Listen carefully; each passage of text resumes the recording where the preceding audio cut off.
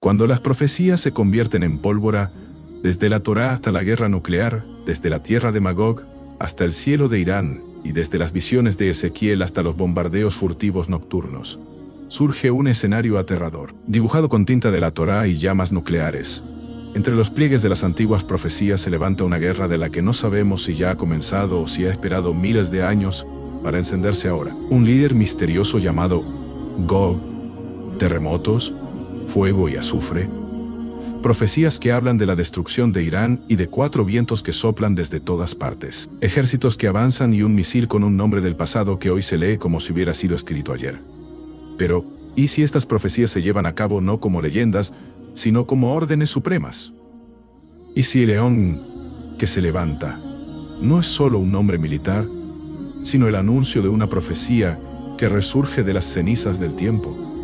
¿Puede un Estado moderno convertirse en un instrumento que ejecute textos escritos hace miles de años? En este documental abriremos las puertas del peligro y exploraremos las profundidades de los libros sagrados para descubrir la aterradora verdad detrás de la fusión de la religión con la pólvora. La guerra mundial y las profecías de la Torá. En el libro de Ezequiel, capítulo 38, se menciona a un líder llamado Gog, de la tierra de Magog, que dirige un ataque sorpresa contra Israel. El texto dice que Gog es jefe de Ros, es decir, Rusia, así como de Mesec y Tubal, y que se aliará con otras naciones como Persia, Irán, Kush, Sudán, y Fut, Libia y Argelia, además de Gomer, Turquía, y la casa de Togarma, varios países de Asia Menor. Ezequiel continúa: habrá terremotos, fuego y azufre entre los ejércitos invasores de Israel, como si se refiriera a armas nucleares. La profecía de la destrucción de Irán desde hace un año, los judíos planifican, según sus profecías religiosas, convertir en realidad lo que sus textos sagrados describen, preparando el escenario para la llegada del Mesías. Los sacerdotes judíos señalan el libro de Jeremías, capítulo 49, titulado Profecías sobre la destrucción de Irán, donde se dice: así dice el Señor de los ejércitos, he aquí, quebraré el arco de Elam, su primera fuerza, y traeré sobre Elam los 4 vientos de los 4 extremos del cielo. Los dispersaré a todos esos vientos, y no habrá nación a la que no llegue un desterrado de Elam. Haré que los elamitas se aterroricen ante sus enemigos y ante los que buscan sus vidas. Y traeré sobre ellos el mal. El arco, aquí, simboliza el arma, equivalente hoy a un misil. Traeré los 4 vientos. Significa una invasión desde 4 direcciones por soldados de varios países. Pondré mi trono en Elam.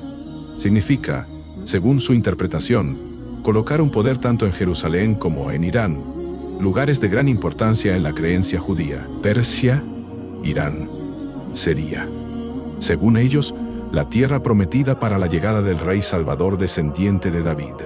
Por eso, la meta es someter a Irán conforme a esta profecía. Horas antes de iniciar el ataque, Netanyahu se presentó ante el muro de los lamentos en la Jerusalén ocupada y colocó un papel escrito a mano: el pueblo se levantará como un león. No era una oración, sino el anuncio de su operación militar contra Teherán. Este nombre no era un término técnico militar, sino una cita de un texto de la Torá que describe a Israel como una nación que no descansa hasta devorar a su presa y beber la sangre de sus muertos. El león que se levanta. El nombre proviene del libro de Números, capítulo 23, versículo 24. El pueblo se levanta como una leona y se alza como un león.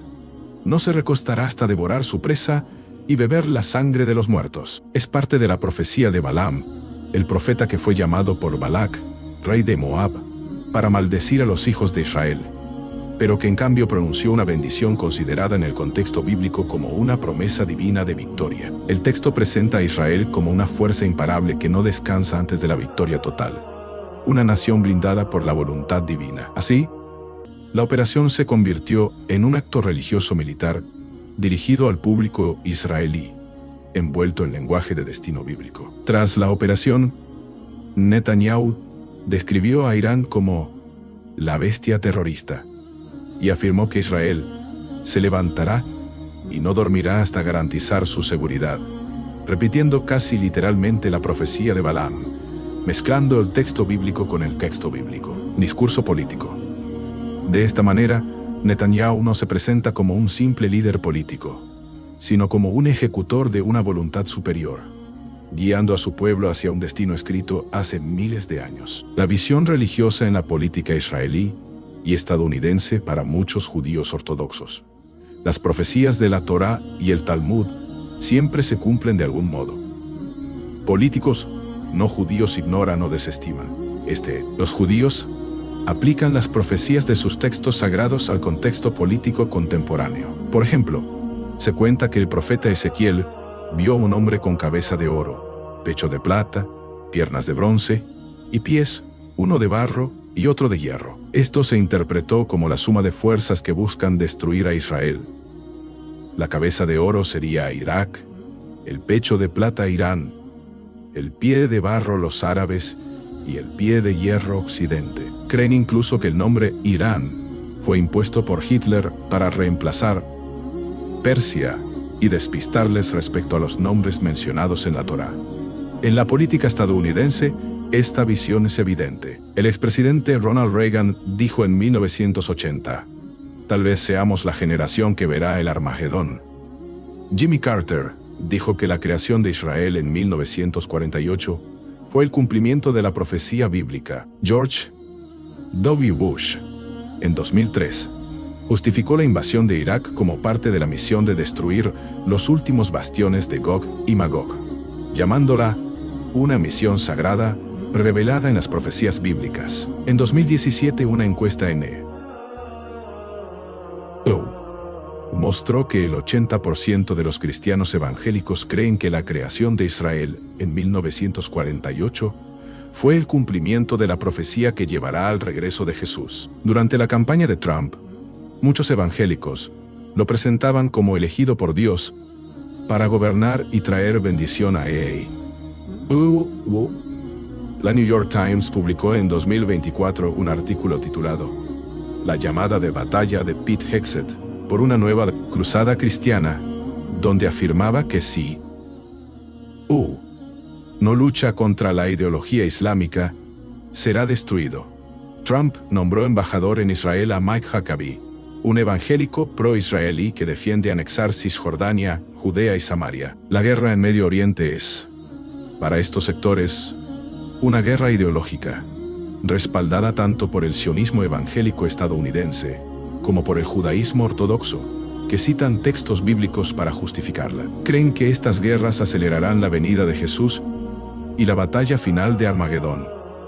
Las iglesias estadounidenses han adoptado cada vez más perspectivas israelíes, hasta el punto de que el Antiguo Testamento se ha convertido en su principal referencia espiritual. Así, líderes estadounidenses, desde la creación del Estado judío, han apoyado a Israel con dinero, armas y respaldo político. Cada presidente nuevo ha sido más cercano a los judíos y más hostil hacia los musulmanes, convencidos de que esta política es clave para ganar votos. Incluso Obama, pese a declararse protestante, fue descrito por la revista New York en 2011 como el primer presidente judío por su cercanía a Israel. En conclusión, parece que antiguos textos religiosos se entrelazan peligrosamente con decisiones políticas actuales, transformando profecías en armas del discurso bélico. La cuestión más inquietante no es si estas profecías son ciertas, sino el riesgo de usarlas para encender conflictos reales. Cuando la historia se usa como mapa para el futuro, la tinta se convierte en fuego y las visiones en pólvora. ¿Es lo que vemos un destino escrito o una decisión sellada por voluntad humana? Esperamos sus respuestas en los comentarios.